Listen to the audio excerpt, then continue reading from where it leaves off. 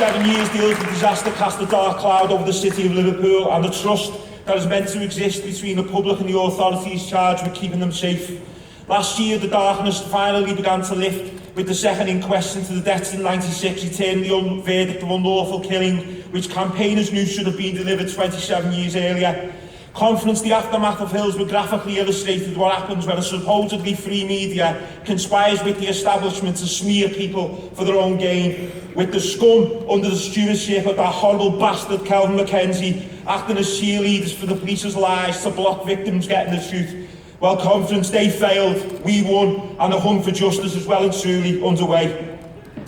The boycott of the scum in my city is well known and is a symbol of mass and enduring protest and solidarity, which is increasingly rare in today's society.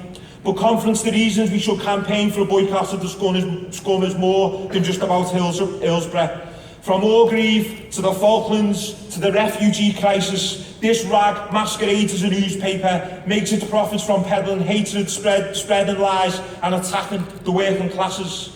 Confidence, who can forget the headlines during the refugee crisis when instead of offering responsible analysis about a humanitarian emergency, they were too busy questioning the age of child refugees escaping unimaginable horror.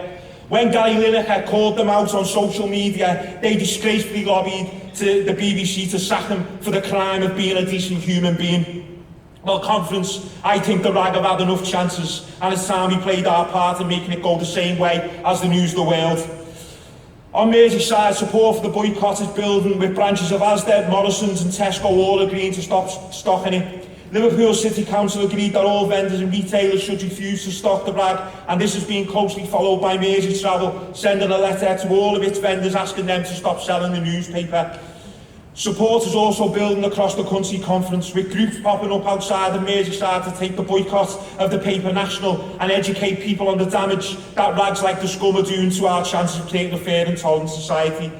Confidence, I'm conscious of some of the arguments that some of the delegates have made in the debate, but I'm going to give Confidence this assurance in the hope that you can unanimously support this motion. In taking forward this motion the NEC will not take it forward in a way which leaves our members exposed to disciplinary action. As far as our members are concerned, this is about campaigning and educating, but what we want to do is make sure that people are not profiting from it in workplaces where our members work.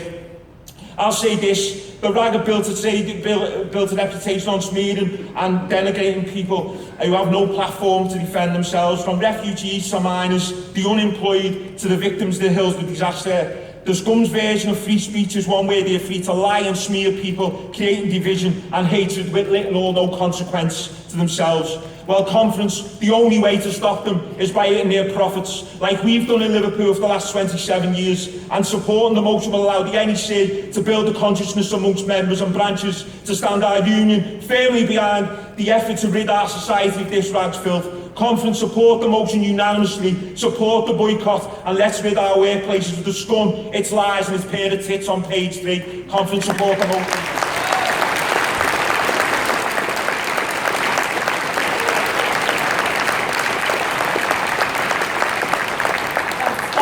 Thanks, Lawrence.